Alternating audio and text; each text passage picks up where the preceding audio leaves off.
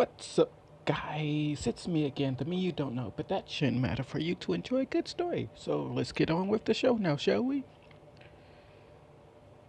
Well, first I want to say that you guys get to choose Deku's quirk. So let me know down in the comments what Deku's quirk should be, and I'll see what I can do.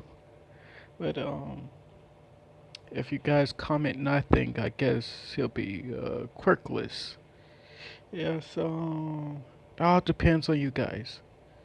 So without further ado, let's get on into it. So, uh, how do I start this off? Um, let's start with Inko and Hisashi Midoriya returning home to their menor. And yeah, they're gonna be rich in this one, like super rich. I'm not gonna tell you what these guys do. Just know they got the dough. Alright. So they get home late in the evening. It's like midnight, and they're like super tired because they just got back from being in the hospital for like a week, and they're obviously exhausted. Why they were in the hospital? Well, Inko just gave birth to Deku. And so, yeah. So they get home. They're obviously tired, but Deku wide awake. He ain't going to sleep anytime soon. So one of them decided to stay up and watch Deku, and Hasashi is like saying he's pretty tired as he called off work long enough, so he has to get up early in the morning to go work. And Inko understood, and she just like comforted her husband, saying she got plenty of rest at the hospital. And like just a simple, casual conversation. And eventually they said goodnight to each other. And, you know, so skip to the next morning. Hasashi sees his wife cuddling little Izuku on the armchair. They're like, she's asleep at this point with Deku in her arms. And Hasashi just kisses her on the forehead and then walks out the door. He gone off to work. Uh, so, well, Hasashi is at work, and Inko is asleep with little Deku in her arms. He sleep as well. Um, I mean, this is when things turn real. Mm, I don't know how to say it. Like like how do I say it? Things take a turn for the worse. Yeah, yeah. That's a good way of putting it. So while Hasashi is gone and Inko and is asleep, I mean they have guards and everything, but it don't really stop anyone from like turning into one of them. You know what I'm trying to say? Like there's a clone of one of them, maybe. And let's say this clone was a maid, and they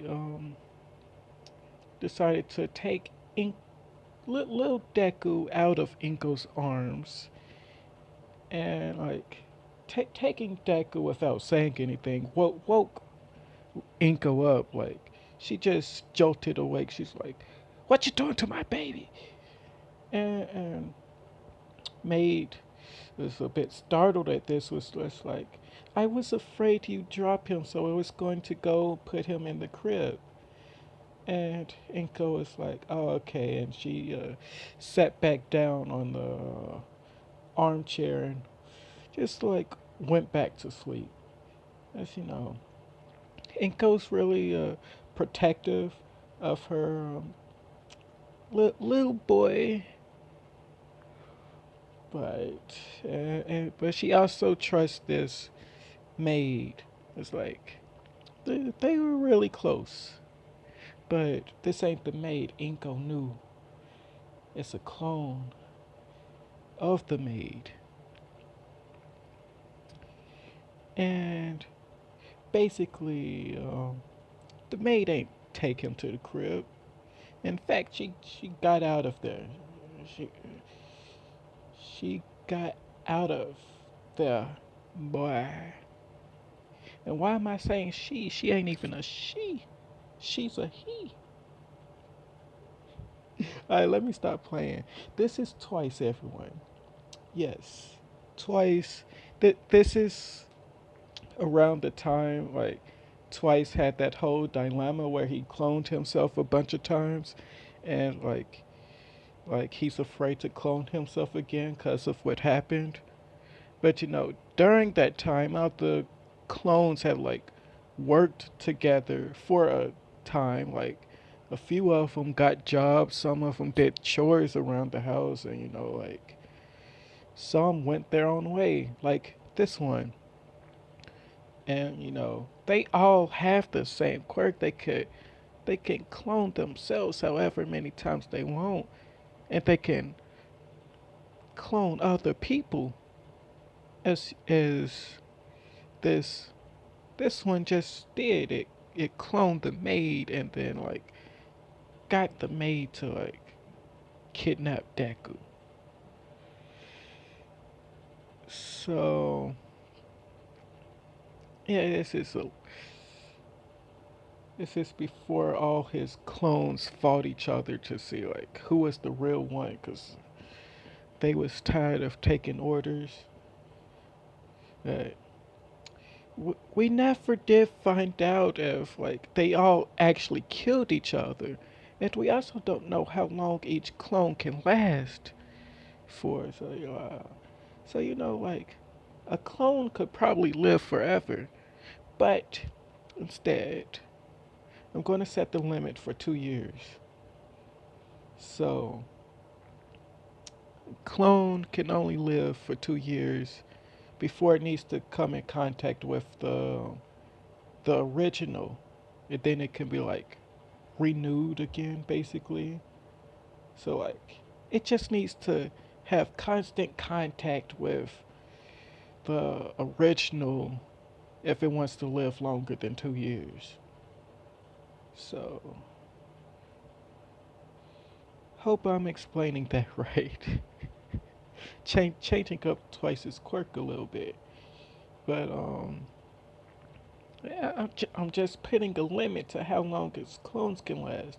Because what this clone of him does is it it makes a clone of Deku. So like, not to be sus- not to raise suspicion of this kidnapping happening. It's like in 2 years they'll think that the kid just died. So they'll just believe that he's dead instead of going out to search for him. You know, God, this is so terrible. Oh my God, what am I doing? So,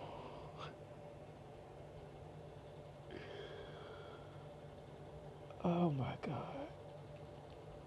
Actually, on that note, there, I'ma just end it off here. Yeah, before I go any further into any story, I'm gonna need to know what Deku's quirk gonna be, or if he's gonna be quirkless. Well, I guess I could explain like how his family is. All right, let's go back. So let's skip 2 years to Inko, just like playing with a little kid. He's about 2 years old now, and but then suddenly, um, he just stops smiling, and and the giggles stopped. He just stood still for a time before he just fell flat on his face and just melted.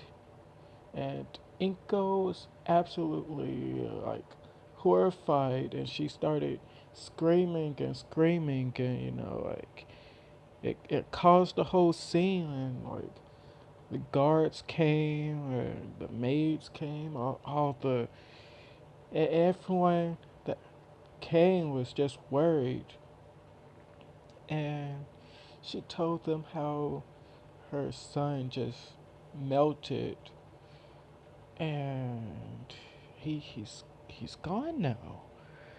And everyone's eh, everyone's kind of sad. Like Inko is so distraught that her only child is now gone. And when Hasashi got home that day, he you know how children usually run up to their fathers once they get home, and Hasashi kind of got used to that, and so when he got home and he didn't get his usual hug, he was like, "What's going on? And where's my little Izu?" And Inko is just in her bed crying that day. She refuses to leave her room basically, and like the maids had to tell Hasashi what had happened and why Inko was like that and why Izuku wasn't anywhere to be found. And that there wasn't even a body left to be buried. And Hasashi's Hasashi is pretty upset. And he's not sad, he's mad. He thinks that someone just killed his boy. It's there's no way that the kid just dies out of nowhere and the body just melts and disappears. No, he's thinking that someone used their quirk on a child to kill him. And so Hasashi pretty much is raging, and so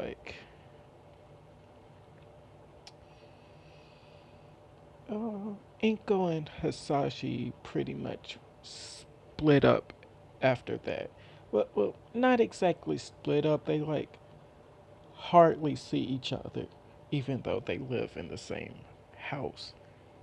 So it's a manor. It's huge. I mean, you don't see like everyone working there. And they have their own rooms, and Inko stays in her room pretty much now because she's super sad.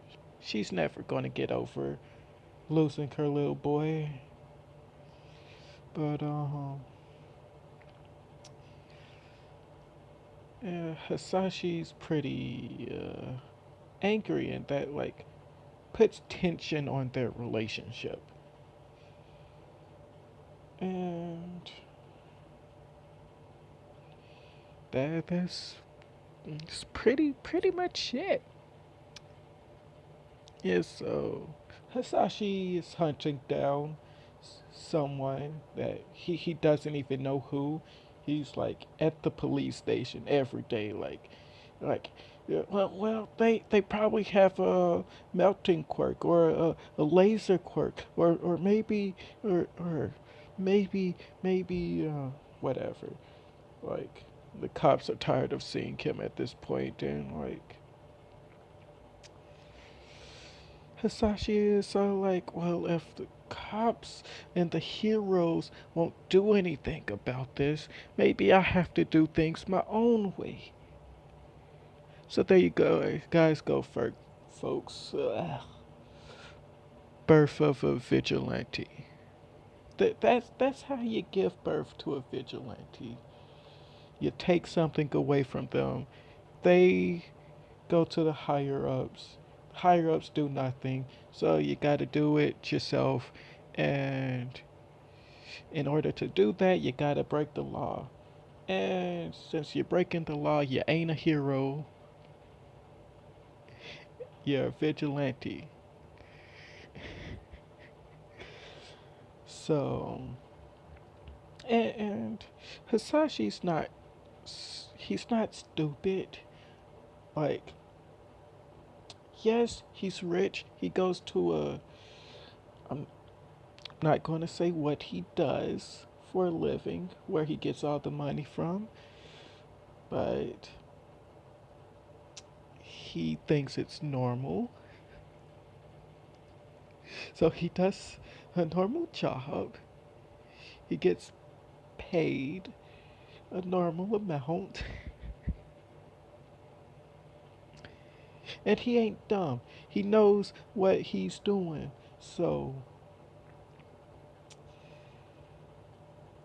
he pretty much like plans out what he's going to do and how he's going to get information and basically becomes like undercover villain.